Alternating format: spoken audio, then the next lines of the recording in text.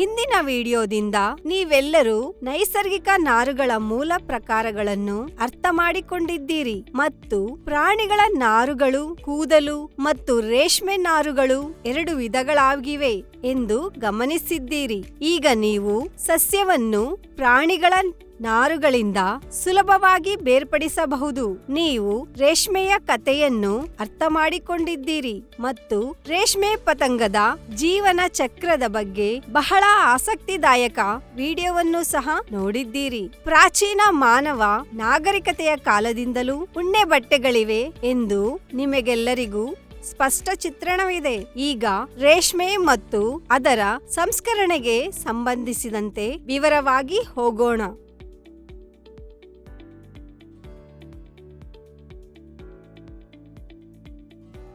ನೀವೆಲ್ಲರೂ ಸಿದ್ಧ ಮಕ್ಕಳೇ? ಅದಕ್ಕೂ ಮೊದಲು ಕೀಲಿ ಪದಗಳು ಮೇಲೆ ಕೇಂದ್ರೀಕರಿಸಿ. ಕೀಲಿ ಪದಗಳು: ಗಿಳಿ,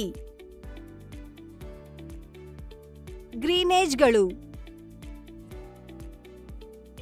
ಸಿರಿಸೀನ್ ಮತ್ತು ಫೈಬ್ರೋಯಿನ್, ಕೊಕೋನೇಜ್. ಪರಿಕಲ್ಪನೆ ನಕ್ಷೆ.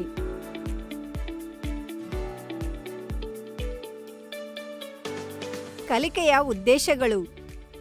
ಈ ವಿಡಿಯೋದ ಅಂತ್ಯದ ವೇಳೆಗೆ ರೇಷ್ಮೆ ಪತಂಗಗಳಿಂದ ರೇಷ್ಮೆ ಬಟ್ಟೆಯನ್ನು ಹೇಗೆ ತಯಾರಿಸಲಾಗುತ್ತದೆ ಎಂಬುದನ್ನು ನೀವು ಅರ್ಥ ಮಾಡಿಕೊಳ್ಳುತ್ತೀರಿ. ರೇಷ್ಮೆಯಿಂದ ಬಟ್ಟೆಯನ್ನು ತಯಾರಿಸುವಲ್ಲಿ ಹಂತ ಹಂತದ ಪ್ರಕ್ರಿಯೆ. ನೀವು ವಿವರವಾಗಿ ತಿಳಿದುಕೊಳ್ಳಲು ಬಯಸುವಿರಾ? ರೇಷ್ಮೆಯ ಸಂಸ್ಕರಣೆಯ ಈ ವಿಡಿಯೋವನ್ನು ವೀಕ್ಷಿಸಿ. ಹಂತ ಹಂತದ ಪ್ರಕ್ರಿಯೆಯೊಂದಿಗೆ ಹೋಗೋಣ. ಹಂತ 1. ರೇಷ್ಮೆ ಪತಂಗವು ಚಿಟ್ಟೆಯಂತಿದೆ. ನಾವು ಆ ಪತಂಗಗಳನ್ನು ಗ್ರಿಲ್ ಮೆಶ್ ಪೆಟ್ಟಿಗೆಯಲ್ಲಿ ಪ್ರತ್ಯೇಕ ಕೋಣೆಗಳಲ್ಲಿ ಇಡುತ್ತೇವೆ. ನಾವು ಅವುಗಳನ್ನು ಚೀಲಕಲ್ಲು ಎಂದು ಕರೆಯುತ್ತೇವೆ. ಈ ಪತಂಗಗಳ ವೈಜ್ಞಾನಿಕ ಹೆಸರು ಬಾಂಬಿಕ್ಸ್ ಮೋರಿ.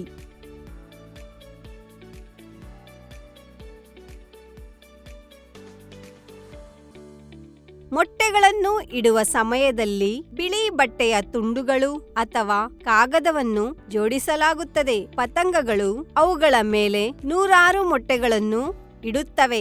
ಹೆಣ್ಣು ಪತಂಗವು ಒಂದೇ ಬಾರಿಗೆ ಸುಮಾರು 500 ಮೊಟ್ಟೆಗಳನ್ನು ಇಡುತ್ತದೆ ಮತ್ತು ಸಾಯುತ್ತದೆ.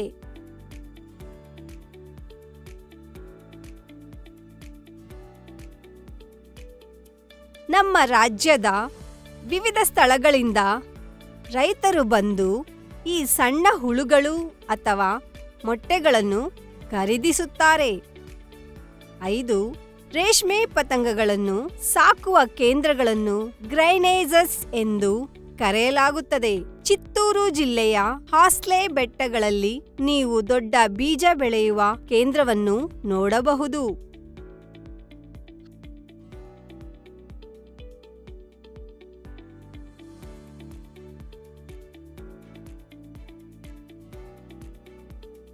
ಹಂತ 2. ಕೆಲವು ಟ್ರೇಗಳು ಬಿಳಿ ಮತ್ತು ಹಳದಿ ಬಣ್ಣದ ಮೊಟ್ಟೆಯಂತಹ ರಚನೆಗಳನ್ನು ಹೊಂದಿದ್ದವು. ಸಣ್ಣ ಹುಳುಗಳನ್ನು ಪಡೆಯಲು ಕತ್ತರಿಸಿದ ಹಿಪ್ಪು ನೇರಳೆ ಎಲೆಗಳ ಹಾಸಿಗಳ ಮೇಲೆ ಚಾಪೆಗಳು. ಈ ಹುಳುಗಳು ಹಗಲು ರಾತ್ರಿ ಎಲೆಗಳನ್ನು ತಿನ್ನುತ್ತವೆ ಮತ್ತು ಉತ್ತಮ ಆರೋಗ್ಯಕರ ಸ್ಥಿತಿಯಲ್ಲಿ ಬೆಳೆಯುತ್ತವೆ. ಹೆಚ್ಚಾಗಿ ವರ್ಷದಲ್ಲಿ ಹುಳುಗಳ 5 ರಿಂದ 6 ಕೊಯ್ಲುಗಳನ್ನು ಮಾಡಬಹುದು. ಈ ಹುಳುಗಳಿಗೆ ಆಹಾರ ನೀಡಲು ನಾವು ಚಿತ್ತೂರು ಜಿಲ್ಲೆಯ ಪಲಮನೇರುದಿಂದ ಹಿಪ್ಪು ನೇರಳೆ ಕೊಂಬೆಗಳನ್ನು ಪಡೆಯಬಹುದು.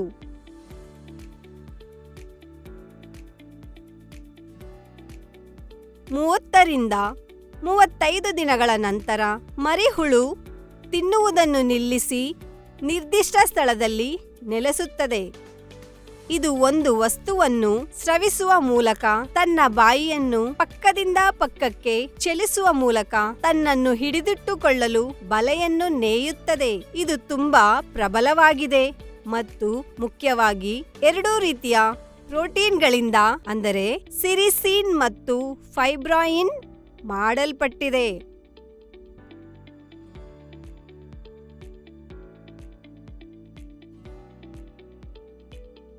ಇದು ಗಾಳಿ ಮತ್ತು ಶಾಖಕ್ಕೆ ಒಡ್ಡಿಕೊಂಡಾಗ ಅದು ಬಲವಾಗುತ್ತದೆ. ಇದು ರೇಷ್ಮೆ ನಾರನ್ನು ರೂಪಿಸುತ್ತದೆ. 5.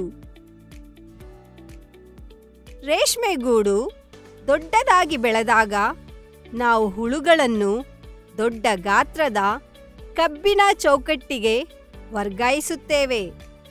ಕೊಕೊನೇಜ್ ಅಥವಾ ಚಂದ್ರೀಕಲ್ಲು. ಕೋಕೋನ್ ಅಂದರೆ ಪಟ್ಟುಕಾಯಲು ಎಂಬ ಮುಚ್ಚಿದ ಗೋಣಿಚೀಲದಂತೆ ಕಾಣುವ ಮರಿಹುಳುವಿನ ದೇಹವನ್ನು ಮುಚ್ಚಲು ಬಲೆಯನ್ನು ಸಂಪೂರ್ಣವಾಗಿ ನೇಯಲಾಗುತ್ತದೆ.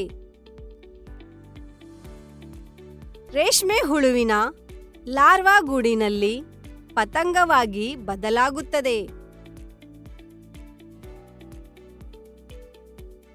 2 ರಿಂದ 3 ವಾರಗಳ ನಂತರ ಎಳೆಯ ಪತಂಗಗಳು ಗೂಡಿನಿಂದ ಹೊರಬಂದು ಹಾರುತ್ತವೆ.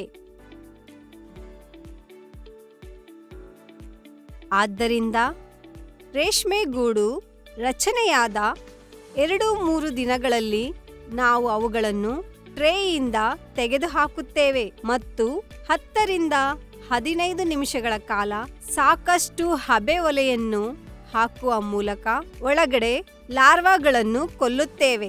ನಾರನ್ನು ಸಡಿಲಗೊಳಿಸುತ್ತೇವೆ ಮತ್ತು ಅಂತಹ ಗೂಡಿನಿಂದ ರೇಷ್ಮೆಯ ನಿರಂತರ ದಾರವನ್ನು ಪಡೆಯುತ್ತೇವೆ. 9ನೇ ಅಂಶ ಬಿ. ರೇಷ್ಮೆ ಗೂಡಿನಿಂದ ರೇಷ್ಮೆ ನಾರನ್ನು ಪಡೆಯಲು ಈ ದಾರವನ್ನು ಎಳೆಯಲಾಗುತ್ತದೆ. ಇದನ್ನು ರೀಲಿಂಗ್ 9C ಎಂದು ಕರೆಯಲಾಗುತ್ತದೆ.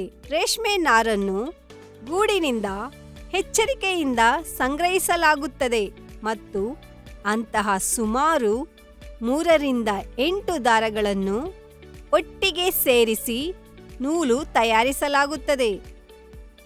ಇಂಥ ರೀಲರ್ಗಳು ಮತ್ತು ಟ್ವಿಸ್ಟರ್ಗಳು ಎಂಬ ವಿಶೇಷ ಯಂತ್ರದಿಂದ ಮಾಡಲಾಗುತ್ತದೆ. ನೀವು ನಂದಿಕೊಟ್ಗೂರು, ಹೈದರಾಬಾದ್, ಕರೀಂನಗರದಲ್ಲಿ ರೀಲಿಂಗ್ ಕೇಂದ್ರಗಳನ್ನು ನೋಡಬಹುದು.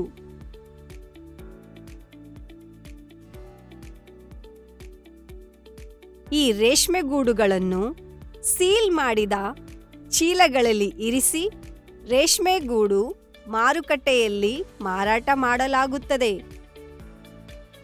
ನೂಲನ್ನು ಸ್ವಚ್ಛಗೊಳಿಸಲಾಗುತ್ತದೆ, ಬಿಳುಪುಗೊಳಿಸಲಾಗುತ್ತದೆ ಮತ್ತು ಬಣ್ಣ ಮಾಡಲಾಗುತ್ತದೆ. ನೂಲು ಮಗ್ಗಗಳ ಮೇಲೆ ವಿವಿಧ ವಿನ್ಯಾಸದ ಬಟ್ಟೆಗೆ ನೇಯಲು ಸಿದ್ಧವಾಗಿದೆ. ನೇಯ್ಗೆ. ಕೈಮಗ್ಗದಲ್ಲಿ ರೇಷ್ಮೆ ನೂಲನ್ನು ಬಳಸಿ ರೇಷ್ಮೆ ಬಟ್ಟೆಯಲ್ಲಿ ನೇಯ್ಗೆ ಮಾಡುವುದನ್ನು ನೇಯ್ಗೆ ಎಂದು ಕರೆಯಲಾಗುತ್ತದೆ. ಈಗ ಬಟ್ಟೆ ಸಿದ್ಧವಾಗಿದೆ. ವಾವ್, ಅಷ್ಟು ಸುಂದರ! ರೇಷ್ಮೆಯಿಂದ ಮಾಡಿದ ಕೆಲವು ವಿವಿಧ ಪಟ್ಟು ಸೀರೆಗಳನ್ನು ನೋಡೋಣ. ಬನಾರಸ್, ಕಾಂಚೀಪುರಂ, ಧರ್ಮಾವರಂ, ನಾರಾಯಣಪೇಟ್, ಕೋತಾಕೋಟ ಮತ್ತು ಪೋಚಂಪಲ್ಲಿ ಎಲ್ಲ ರೀತಿಯ ರೇಷ್ಮೆ ಬಟ್ಟೆಗಳಾಗಿವೆ. ಪೋಚಂಪಲ್ಲಿ ಪಟ್ಟನ್ನು ಟೈ ಅಂಡ್ ಟೈ ಅಥವಾ ಜಮಾಂದಿ ಎಂದು ಕರೆಯಲಾಗುತ್ತದೆ.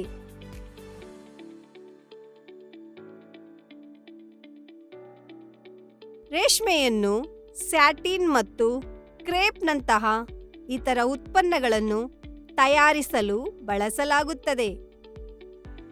ರೇಷ್ಮೆ ನೇಯಲು ಕೈಮಗ್ಗ ಮತ್ತು ವಿದ್ಯುತ್ ಮಗ್ಗಗಳೆರಡನ್ನೂ ಬಳಸಲಾಗುತ್ತದೆ. ರೇಷ್ಮೆಯಂತಹ ಹಲವಾರು ರೀತಿಯ ತಾಸಾರ್ ರೇಷ್ಮೆ, ಮುಂಗಾರ್ ರೇಷ್ಮೆ,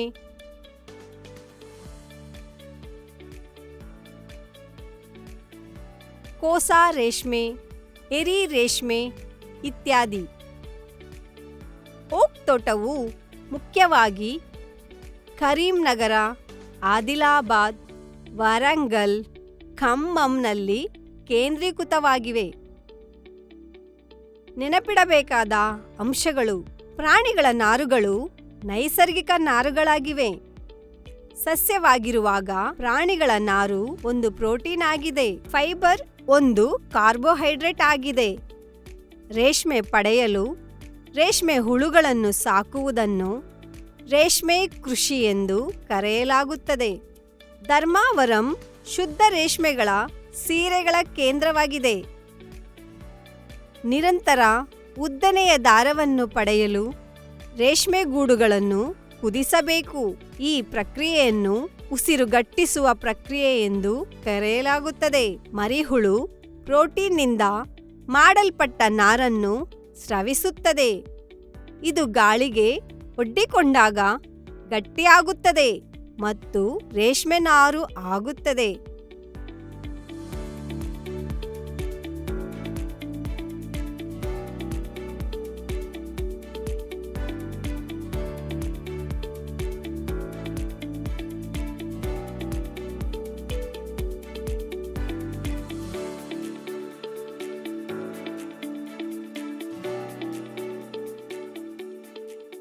ವಿಡಿಯೋವನ್ನು ವೀಕ್ಷಿಸಿದ್ದಕ್ಕಾಗಿ, ಹೆಚ್ಚಿನ ಜ್ಞಾನಕ್ಕಾಗಿ, ಹೆಚ್ಚಿನ ವಿಡಿಯೋಗಳನ್ನು ಪಡೆಯಲು ಲೈಕ್, ಶೇರ್ ಮತ್ತು ಸಬ್ಸ್ಕ್ರೈಬ್ ಮಾಡಿದ್ದಕ್ಕಾಗಿ ಧನ್ಯವಾದಗಳು. ಬಾಯ್ ಮಕ್ಕಳೇ, ಮುಂದಿನ ವಿಡಿಯೋದಲ್ಲಿ ನಿಮ್ಮನ್ನು ನೋಡುತ್ತೇನೆ.